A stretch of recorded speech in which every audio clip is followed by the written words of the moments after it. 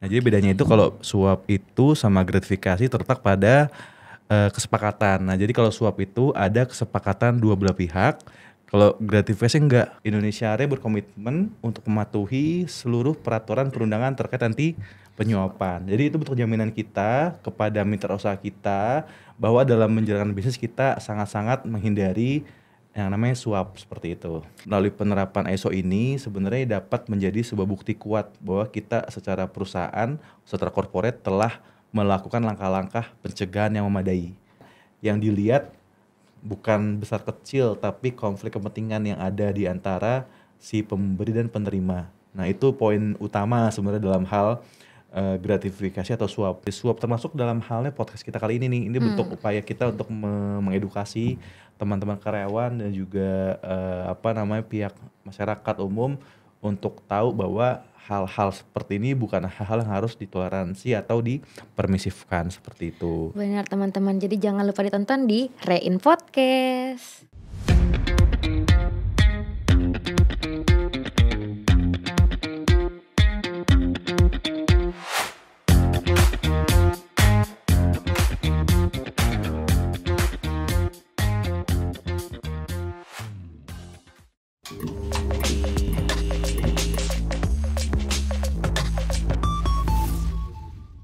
Halo, selamat datang di Rein Podcast, podcastnya Indonesia Re. Kembali lagi bersama aku, Melati Putri Udasari sebagai host pada hari ini.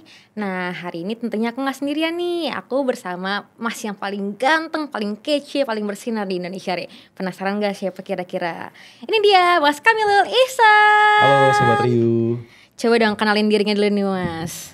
Halo teman-teman semua, perkenalkan aku Kamil, Compliance Partner Head dari Indonesia Re. Itu Mel. Ih ya Allah, kece banget ya, ganteng banget nih Sobat Ria narasumber aku pada hari ini. Nah kan Mas Kamil dari compliance, kira-kira kita mau bahas apa ya hari ini? Kita kayaknya mau bahas kayak anti suap-suap gitu gak sih Mas? Iya betul. Kita hari ini mau bahas yang sebenarnya agak serius nih Mas, terkait peran strategis ISO ya Mas. Tapi kita santai aja lah ya. Santai aja ya, gak usah serius-serius kan biar lebih gampang didengar sama teman-teman semua. Benar, biar gitu. gampang ngertinya juga dan tahu nih pentingnya anti suap tuh kayak gimana sih sebenarnya. Nah, kayaknya di industri ini kan industri asuransi kita kan nggak ada barang yang diperjualbelikan ya Mas. Yang pastinya trust itu nomor 1 ya Mas. Nah itu tuh resiko suap menyuap kan pastinya tinggi banget ya Mas. Tapi kita kayaknya kurang aware nih anti suap tuh gimana sih, anti gratifikasi tuh gimana sih. Boleh gak sih dijelasin sedikit perbedaan dan pengertian anti gratifikasi dan suap itu apa sih Mas, dan kenapa itu bahaya di industri ini? Ya betul banget Mel. Jadi kita kan industri jasa keuangan yang itu kita jual jasa ya. Nah jasa itu di sana sangat-sangat riskan sama dengan suap dan juga gratifikasi. Nah mungkin aku izin coba ngasih penjelasan dulu ya, apa itu suap, apa itu gratifikasi, dan juga beda keduanya apa diantaranya. Jadi kalau suap itu definisinya adalah sebuah perbuatan menawarkan, menjanjikan, memberikan, menerima, meminta, baik secara langsung ataupun nggak langsung, terlepas dari lokasinya di mana, yang itu merupakan pelanggaran terhadap peraturan perundang-undangan yang tujuannya buat ngebujuk supaya orang yang mungkin kita tuju pejabat untuk berbuat sesuatu atau tidak berbuat sesuatu seperti itu. Nah, kalau gratifikasi itu adalah pemberian dalam arti luas, baik uang, barang, kemudian juga fasilitas, baik di dalam negeri ataupun luar negeri. Nah, keduanya hampir mirip tapi sangat berbeda. Nah, jadi bedanya itu kalau suap itu sama gratifikasi terletak pada kesepakatan. Nah, jadi kalau suap itu ada kesepakatan dua belah pihak. Kalau gratifikasi enggak, Amel langsung ngasih ke aku nih, kayak gitu. Melati langsung ke aku nih. Terus yang kedua, biasanya kalau gratifikasi itu hadiah yang inisiatifnya datang dari satu pihak saja, kayak gitu. Kemudian juga ada niat tertentu untuk mempengaruhi keputusan atau tindakan dari pihak yang berwenang. Jadi aku misalnya contoh Mel punya otoritas atau punya wewenang apa, harusnya aku memutusin A karena Amel ngasih sesuatu ke aku, itu aku jadi B keputusannya. Nah itu biasanya tujuannya supaya ada utang budi atau merasa berjasa. Jadi akhirnya aku merasa punya utang budi itu, akhirnya aku jadi ubah keputusannya seperti itu. Gitu Mas. Kalau misalnya nih contohnya nih, aku kasih contoh kali ya Mas.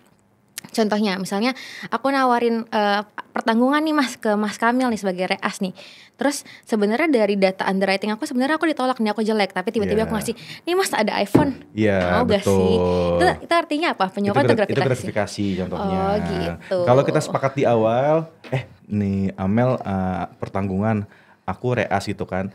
Yuk kita sama-sama sepakat untuk klaim misalnya ya. Klaim ini nggak label, tapi sepakat yuk kita bikin label yuk, supaya nanti dapat tertentu gitu, dapat kompensasi tertentu. Nah, itu adalah sebuah penyuapan seperti itu. Oh gitu teman-teman. Pastinya di industri asuransi ini rentan banget Rentan penyuapan ya banget. Mas. Kita kan di jasa keuangan ya, jadi bener-bener kita tuh sangat-sangat sensitif dan juga beresiko tinggi buat ini seperti itu. Benar, apalagi kan ini kita basicnya kepercayaan ya Mas. Jadi kalau Yes, kita udah nggak betul. ada trust kayak gitu kan, kita udah gimana nih caranya untuk Betul. meyakinkan customer kita ya Mas untuk bisa mempertanggungan resikonya ke kita. Kayak gitu. Tadi aku udah spill dikit nih terkait apa sih kaitannya tentang pentingnya anti suap dan juga anti gratifikasi ini kepada industri ini. Tapi boleh gak sih dijelasin lagi Mas? Tadi kan udah singgung-singgung dikit nih terkait ISO. ISO 37001 ini penting kan diterapkan di sektor asuransi dan reasuransi berbasis kepercayaan publik ini. Kenapa kita harus menerapkan hal tersebut nih di sektor ini, dan juga bagaimana bentuk kebijakan SMAP yang dimiliki oleh Indonesia Re? Ya, jadi tadi seperti yang sempat dibilang di awal ya, jadi kita perusahaan pada jasa keuangan ini, baik asuransi atau reasuransi, itu sangat dihadapkan pada risiko yang tinggi karena banyaknya peluang buat praktek korupsi ya, suap dan sebagainya. Jadi mulai dari mulai dari penerimaan bisnis itu udah potensi disuap gitu Rentan kan. banget tuh Mas. Kemudian klaim disuap, bahkan pada penentuan pricing harga pun itu bisa jadi disuap. Jadi dari hulu ke hilir industri kita yang tadi industri yang kemudian sangat-sangat rentan dengan suap. Nah, oleh karena itu melalui penerapan ini kita diharapkan mampu nih buat meminimalisir resiko tadi peluang korupsi, peluang fraud atau bahkan etika bisnis dan sebagainya. Nah, Indonesia sendiri sebenarnya memiliki kebijakan anti suap yang pada prinsipnya ini kayak gini nih Mel. Pertama, Indonesia berkomitmen untuk terus bekerja secara profesional melalui penerapan ISO 37001 SMAP. Kemudian Indonesia melarang tegas segala bentuk penyuapan, gratifikasi, penipuan, KKN dan bentuk kecurangan lainnya. Yang ketiga, Indonesia menjamin kerahasiaan saksi atas pelanggaran yang dilaporkan. Jadi kalau misalnya nanti ada pelaporan dari mitra usaha, dari pihak luar terkait kecurangan dalam proses bisnis kita, itu kita menjamin melindungi pelapor tersebut kayak gitu. Kemudian yang keempat, Indonesia punya nih fungsi kepatuhan dan anti penyuapan yang itu membantu memonitor penerapan ISO tadi, ISO suap tadi istilahnya ya, secara efektif dan efisien seperti itu. Kemudian yang kelima, Indonesia berkomitmen untuk mematuhi seluruh peraturan perundangan terkait anti penyuapan. Jadi itu bentuk jaminan kita kepada mitra usaha kita bahwa dalam menjalankan bisnis kita sangat-sangat menghindari yang namanya suap seperti itu. Oh, berarti Indonesia sangat berkomitmen ya Mas dalam mencegah. Jadi nggak usah khawatir teman-teman semua. Ya ampun, berarti kita udah pasti akan mendeteksi secara dini ya Mas kalau misalnya ada potensi suap-suap dari shading ataupun dari klien ataupun dari pemerintah. Sendiri, seperti itu kayak gitu. Wah keren banget nih Indonesia Re. Tapi gimana sih caranya standar ini tuh selaras dengan prinsip-prinsip tata kelola perusahaan seperti GCG dan juga pengendalian gratifikasi Mas? Ya jadi kalau si standar ISO ini dia pasti sangat selaras dengan prinsip GCG ya, karena keduanya punya kaitan yang sangat erat nih satu sama lain. Yang keduanya itu kita tahu sama-sama fokus pada peningkatan tata kelola perusahaan baik. Nah, jadi penerapan ISO ini dapat menjadi bagian dari penerapan GCG perusahaan, khususnya dalam aspek pencegahan dan juga penanggulangan suap dan juga gratifikasi seperti itu. Wah keren banget sih pokoknya Indonesia berarti sebenarnya buat anti swap ini udah juara banget ya Mas. Udah pasti nggak ada nih teman-teman yang bisa nyuap Indonesia karena kita garda utamanya nih Mas Kamil ini sebagai Departemen Head Compliance ini udah keren banget pastinya dalam menerapkan ISO 37001 ini. Nah tapi ngomong-ngomong si ISO 37001 ini tuh peran dalam meningkatkan kepercayaan pemegang saham dan mitra usahanya tuh gimana sih Mas? Boleh gak sih dijelasin? Jadi kaitannya tadi dengan kita nerapin si ISO anti suap ini atau ISO 37001 ini udah nunjukin nih komitmen kita kepada integritas dan juga tata kelola yang baik. Nah hal ini pasti ngebantu perusahaan banget untuk membangun citra positif ya, reputasi, kemudian juga image, branding kita secara corporate kayak gitu. Dan juga pasti dengan kita udah nerapin ini, kita banget meningkatkan efisiensi operasional perusahaan. Yang kesemuanya tuh ujungnya adalah tadi yang Mel bilang di awal, trust yang itu akhirnya meningkat.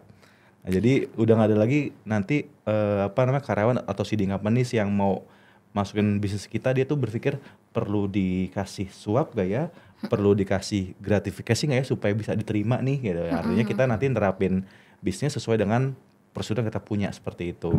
Oh, berarti itu juga termasuk manfaat banget berarti ya buat betul. Indonesia Raya dalam penerapan si ISO 37001 ini. Nah, sebenarnya tadi kan kita udah ngomongin banyak nih Mas terkait ada pengertiannya, terus manfaatnya sampai dengan penerapannya si ISO 37001 ini kan di Indonesia Raya. Tapi kita belum ngomongin terkait resiko-resiko yang ada nih dari si ISO 37001 ini, termasuk salah satunya merupakan resiko hukum. Yang kalau dalam konteks resiko hukum ini sejauh mana sih ISO 37001 ini dapat melindungi perusahaan dari tanggung jawab pidana korporasi? Ya, jadi ini pasti sangat membantu banget teman-teman semua ya. Apalagi kita tahu sekarang kan akhir-akhir kita sering dengar berita di TV kasus korupsi gitu ya. Yang ada kita nggak perlu sebut nama, tapi kita pasti familiar di sosmed itu ada. Nah, jadi melalui penerapan ISO ini sebenarnya dapat menjadi sebuah bukti kuat bahwa kita secara perusahaan, secara corporate telah melakukan langkah-langkah pencegahan yang memadai. Jadi itu ada effort nih, kan kita kelihatan ya orang nggak ada effort sama ada effort apa ya. Nah, salah satunya kalau kita tahu secara korporasi kita mau ada effort buat mencegah suap, kita terapin ISO ini seperti itu.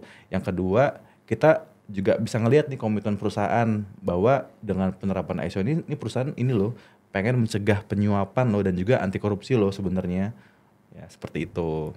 Ya ampun Mas, nggak kerasa ternyata kita serius juga ya Mas kayak gini ya Mas. Lemesin dikit kali ya Mas, karena abis ini kita mau bahas mengenai banyak apa sih lebih dalam lagi terkait ISO Mas. Jadi jangan tegang-tegang. Tadi kita udah tahu definisi-definisinya, ya sekarang kita lemesin dulu.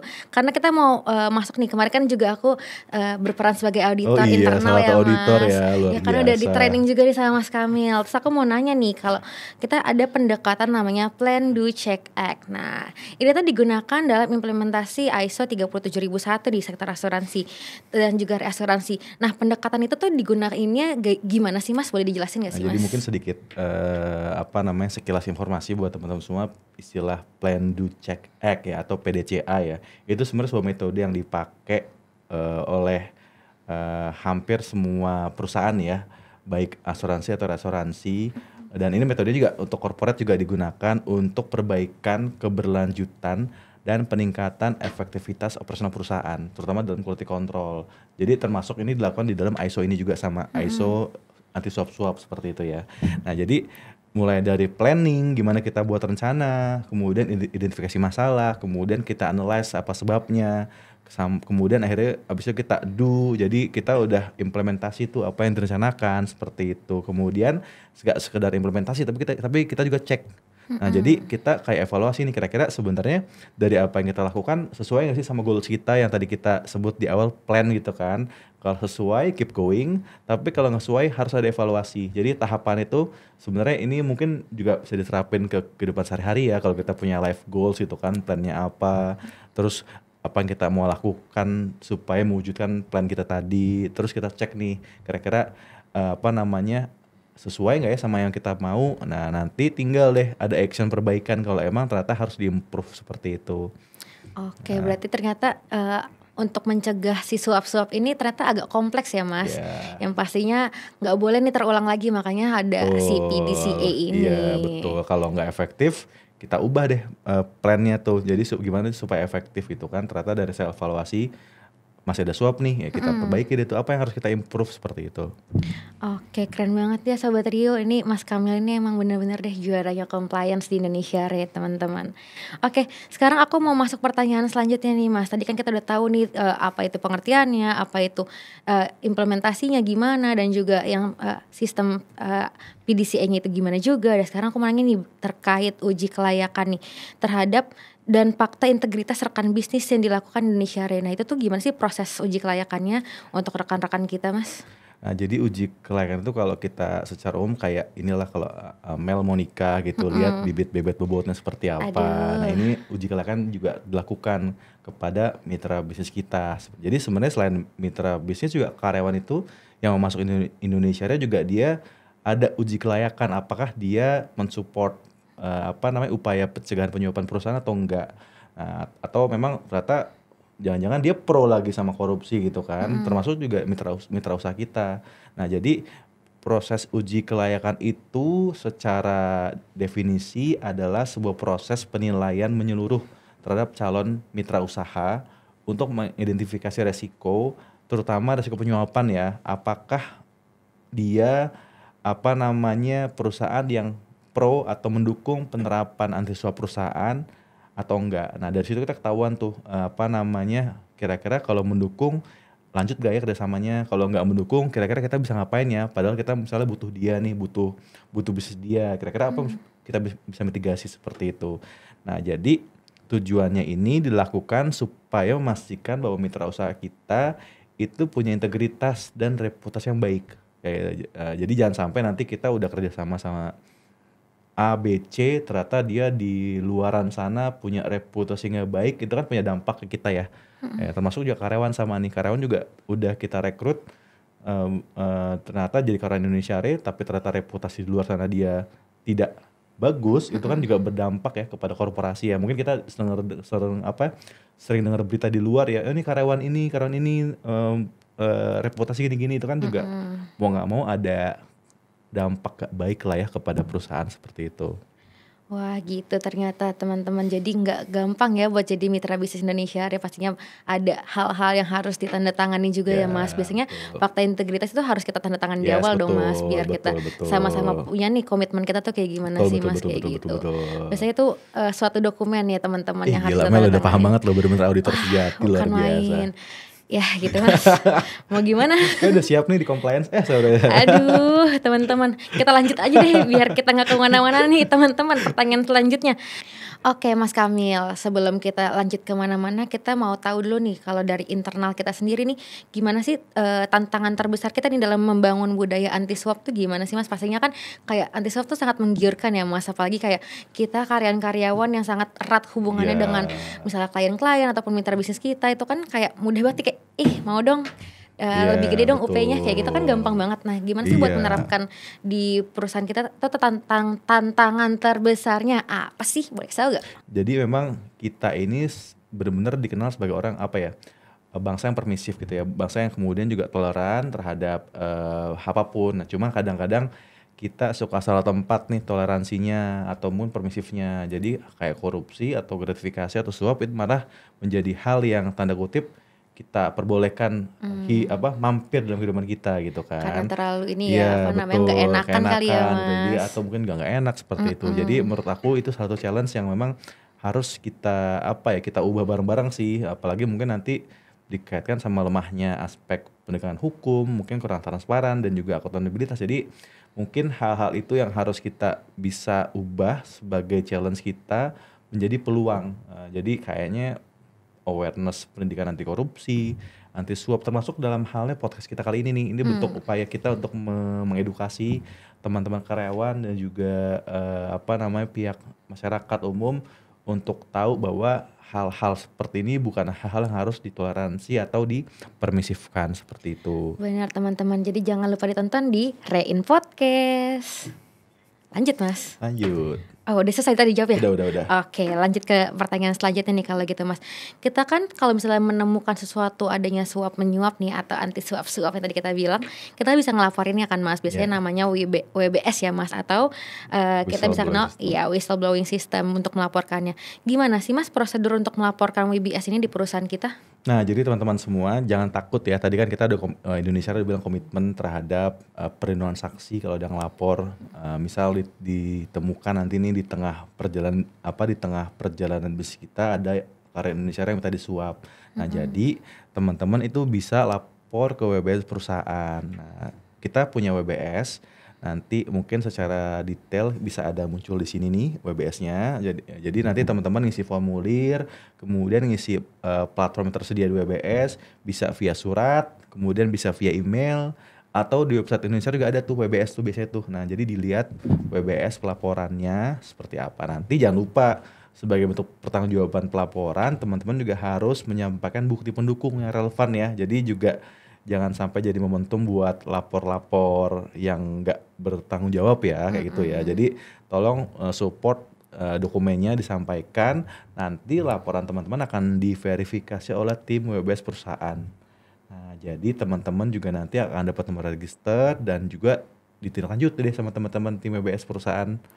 Jadi nggak usah takut ngelapor ya kalau ternyata ada insan Indonesia yang tanda kutip ketahuan nih pengen mencoba-coba minta suap atau minta gratifikasi dari teman-teman semua, seperti itu. Oke, kalau gitu nanti kan kita udah tahu nih cara ngelaporinnya gimana, terus kita udah tahu nih tadi anti suap tuh gimana, anti gratifikasi tuh gimana. Terus kalau misalnya kita temuin itu kan kita udah langsung terstruktur nih cara ngelaporinnya gimana. Tapi aku mau tahu dong Mas, kalau misalnya kita kan erat banget nih dengan ngasih hadiah ataupun misalnya ada jamuan nih kalau kita meeting kan, ataupun misalnya ada donasi atau pemberian-pemberian lainnya nih dari mitra klien kita ataupun dari kita sendiri nih keluar.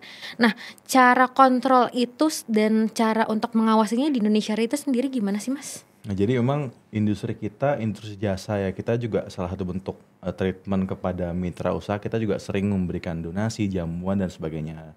Jadi bukan berarti kita kaku sebenarnya teman-teman semua. Jadi nggak usah khawatir, teman-teman bisa tetap bermingle ria, berngobrol ria dengan teman-teman sidang company, tapi kita punya aturannya, ada batasannya seperti itu. Nah, jadi sebenarnya kita punya pedoman pengendalian gratifikasi di perusahaan. Jadi batasannya yang diatur di sana masih relevan kok dan masih wajar kok sebenarnya untuk kita terapin seperti itu. Jadi teman-teman nggak usah khawatir, tetap bisa melakukan aktivitas tadi hahaha sambil ngobrol makan ya, atau mungkin ngasih gift kecil-kecilan lah ya buat teman mitra usaha lain seperti apa atau menerima. Jadi nggak masalah.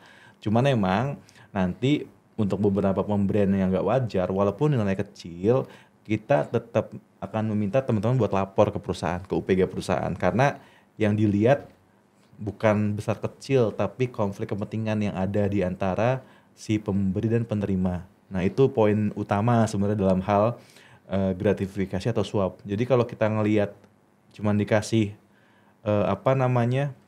emas 0,1 gram, itu kecil gitu kan sebenarnya kan, tapi kalau ternyata itu dilihat pemberiannya berdampak kepada keputusan atau decision yang itu ada konflik kepentingan, itu kita harus selidiki lebih lanjut sebenarnya itu sih, kayak gitu. Tapi kalau misalnya ngasihnya donat gitu Mas, boleh gak Mas? Selama berlaku boleh. Jadi yang kedua, selain ada konflik kepentingan, dilihat juga ini dikasih buat dedicated someone atau seseorang atau pejabat atau buat umum sih. Jadi misalnya ada donat nih, makanan dari Siding, tapi dikasih buat semua teman-teman. Nah, itu silakan. Yang berlaku umum sih is okay.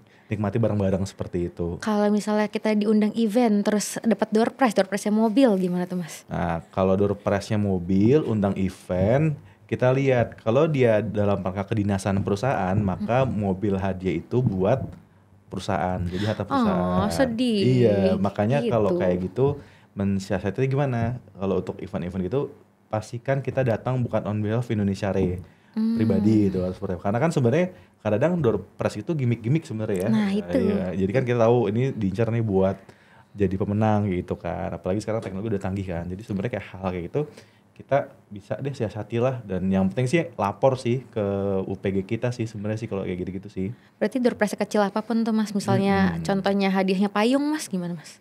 Nah, hadiahnya payung ya itu berlaku umum sih.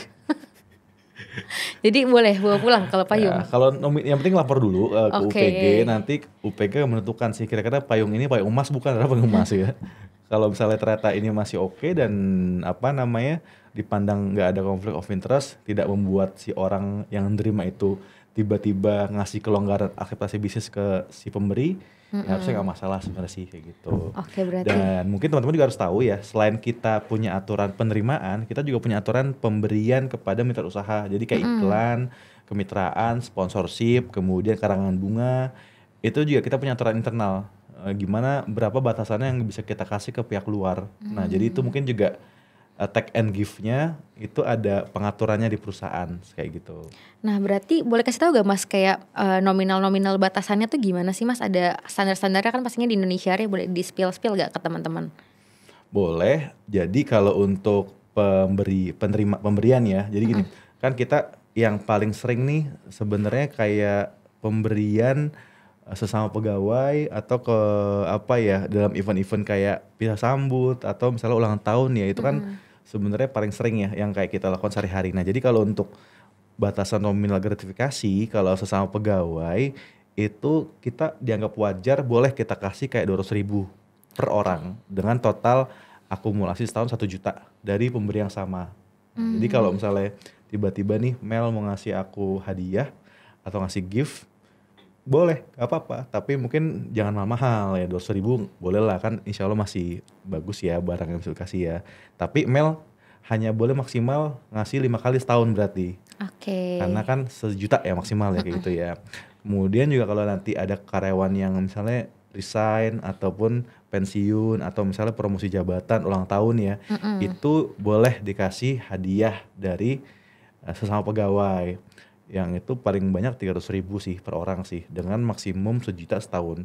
Dan Indonesia pun juga sudah nerapin loh ngasih maksimal 300.000 ke karyawan ya. Jadi kita pun juga ke karyawan pun konsisten tuh di di teman-teman HC dia ngasihnya kalau nggak salah giftnya maksimal 300.000 itu sebuah bentuk contoh sih yang diterapin langsung oleh perusahaan kepada karyawan sesuai dengan apa yang KPK tetapkan kayak gitu.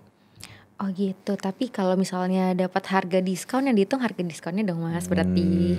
Dilihat dulu ya lagi-lagi ya kayak gitu. Oke, pokoknya intinya apapun yang kita terima ataupun apakah yang kita berikan kita harus laporin secara langsung ya Mas. Sebenarnya sih bisa kita filter sendiri ya, maksudnya kayak tadi kan yang wajar 200.000 kita bisa atur sendiri, cuman mungkin kalau mau konsultasi diperbolehkan sih, cuman yang jelas nggak sampai harus merusak keguyuban kita sama mitra usaha kita. Nggak masalah sih karena memang di situ tuh kita challenge-nya harus milih-milih resiko mana yang pemberian mana yang tulus mana yang modus gitu kan sebenarnya kan. Itu beda-beda tipis nih teman-teman. Jadi kita beneran harus pintar-pintar buat bedain hal itu karena kayak modus sama kayak tulus itu beda dikit. Tipis bedanya.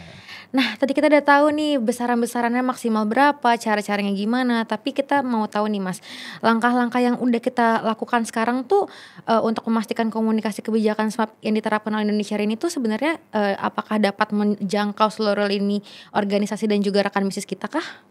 Iya, jadi teman-teman mungkin kayak kadang-kadang suka denger nih bosen ya sosialisasi mulu. Nah jadi itu sebuah bentuk komitmen konsistensi perusahaan untuk melakukan sosialisasi, kemudian pelatihan dan edukasi kepada karyawan dan juga stakeholder kita perihal kebijakan anti penyuapan perusahaan nih. Jadi mungkin get bored ya, tapi nggak apa-apa. Yang penting setiap tahun itu di-refresh dibanding nanti kita nggak tahu sama sekali gitu kan. Kadang kan lupa ya, kita setahun itu banyak kegiatan yang kita lakukan, tapi hal-hal kecil seperti ini mungkin kurang dinotis ya. Jadi setidak-tidaknya dalam menjalankan bisnis perusahaan kita tahu dan kita selalu tanda kutip dibekali ya oleh teman-teman yang mungkin ngebantu kita dalam hal anti suap ini supaya kita tetap menjaga value perusahaan supaya tidak tidak mudah disuap dan tetap memegang prinsip teguh perusahaan kayak gitu.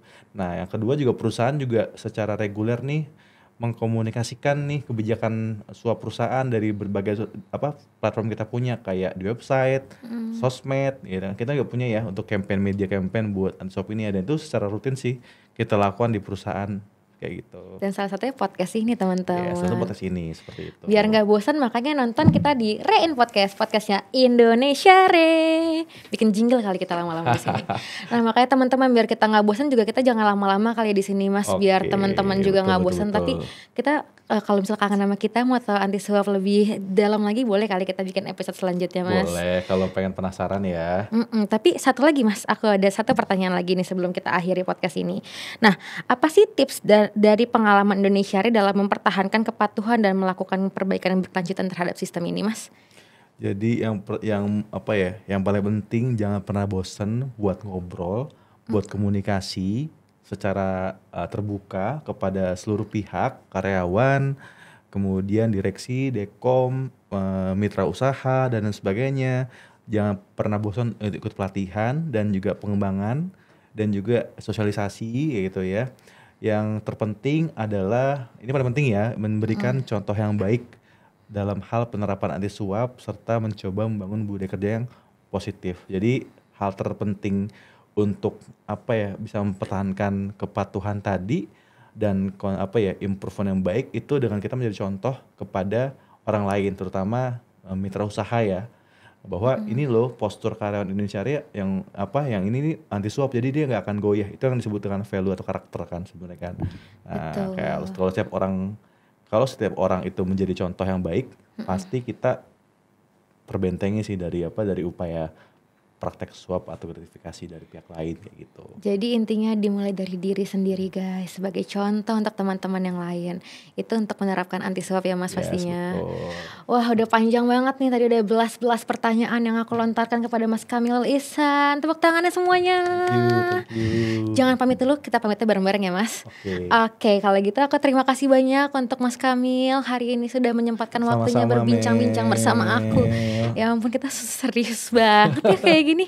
Tapi gak apa teman-teman, karena kita pembahasannya anti suap jadi kita harus serius dikit. Aku kan udah rapi banget nih sekarang kayak auditor. Kerasa gak vibes-nya sekarang? Iya. Udah kalau gitu dia udah gak semangat guys sama aku. Kalau gitu aku tutup aja untuk podcast hari ini. Makasih Mas Kamil. Thank Kita you, Mel. sampai bertemu di episode selanjutnya ya Mas. Jangan kapok untuk ngobrol sama aku. Kita dadah dulu ke teman-teman podcast Indonesia.